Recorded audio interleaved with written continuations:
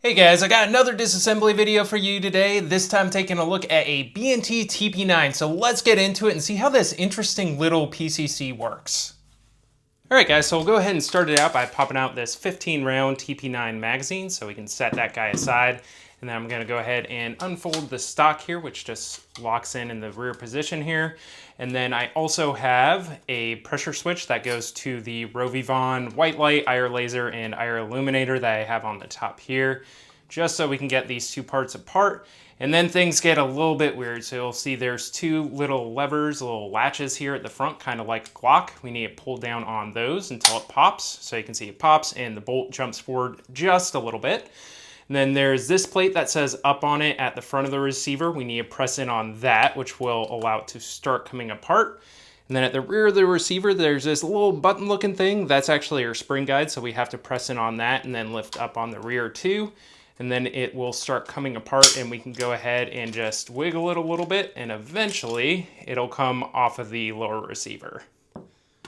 Now looking at the lower receiver itself, there's really nothing else we need to do to take this apart, but there are some cool features here. So we do have our magazine release, which is ambidextrous on both sides. And then for the end model, you do have this standard rifle style of safety selector, which is very, very nice.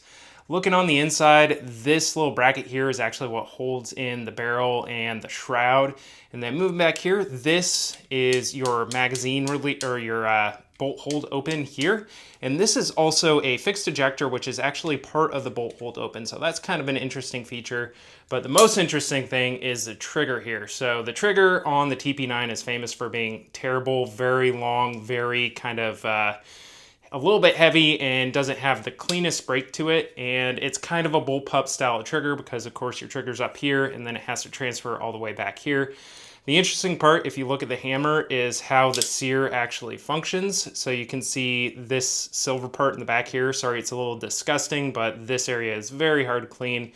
When I pull back on the trigger, you'll see it start to swing to the side. So that's your disconnector there. And then the sear swings left. And that's what actually releases it. So it's not like a typical one where it ends up lifting up or coming backwards. It actually swings off to the side, which kind of accounts for why it has such a terrible trigger there too. It is a very complicated mechanism. However, it is very reliable. I haven't had any issue with the trigger on this. It's just not the best feeling. And that's about all we have to go over for this. Of course, you have our stock latching mechanism back here. Just a button on the side and then it folds over here. Your little nub there actually locks into this channel where that little lever is and just locks to the side like that.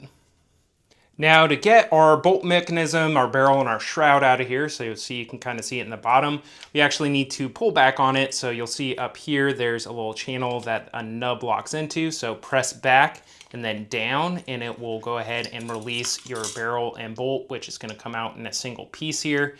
Then looking on the inside of the receiver, you can see we have our recoil spring here. Sorry, this switch is in the way.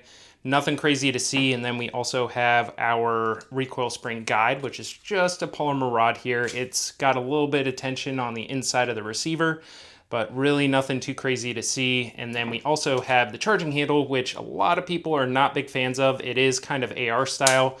We can pull back on that, and then to remove it, we just pull back, tilt down, and it'll come out the back of the receiver here. And looking at it, it is polymer. It's kind of flimsy feeling, but honestly, it really doesn't cause many problems for people. There are aftermarket options to replace this if you want a metal one or one with larger latches on it. Now to demonstrate for you guys how this thing actually works, I went ahead and put the bolt and the barrel and shroud mechanism back into the receiver just without the top cover so you can see how everything actually operates.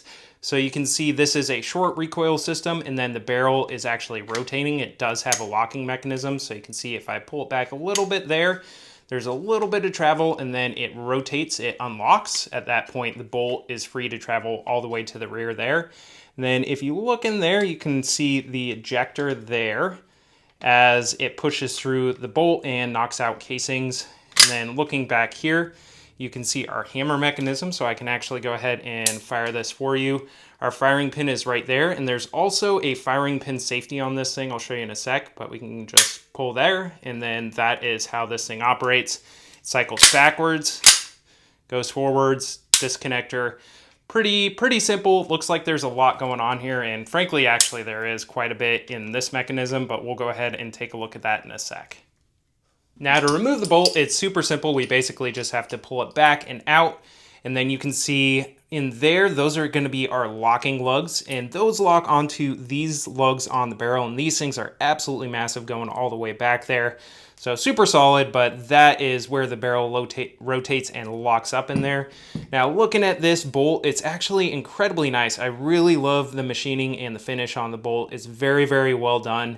In the back here, you can see we do have a little firing pin safety. That's our firing pin there. If I try and press it in without touching that safety, it won't go through. I press that in and I'm able to expose the firing pin there.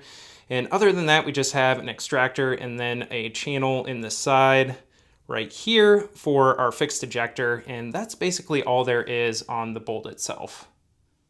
Now the final part here is going to be taking our barrel out of this shroud mechanism here, and there's a little cam pin in there, so you can see this is a plate that we use to disassemble it and pull it out of the receiver, so we'll need to press in on that again, and that will release the cam pin. Sometimes this takes a little bit of finessing to get that guy out of there, and if I just rotate the bolt back, hopefully that'll help get it in the right spot here for me. Yep, there we go. So the cam pin will pull out there, so you can just see that guy. Nothing really crazy going on, and then we can go ahead and press our barrel out the front.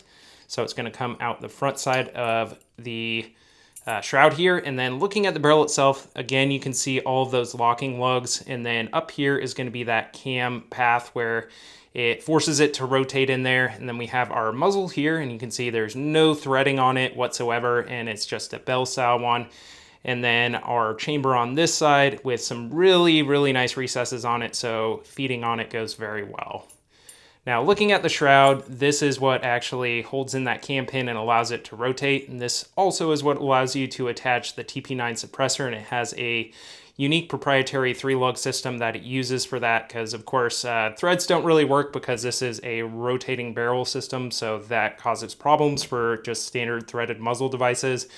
And this doesn't rotate at all, so it seems to work out pretty well. And that's really all there is to see with the barrel mechanism. Alright guys, and this is a B&T TP9 fully disassembled, and as you can see, despite being a fairly small gun, it's actually got quite a bit of complexity to it. So thank you for checking out the video today. Please like, share, subscribe, all that fun stuff, and stay tuned for more content coming soon.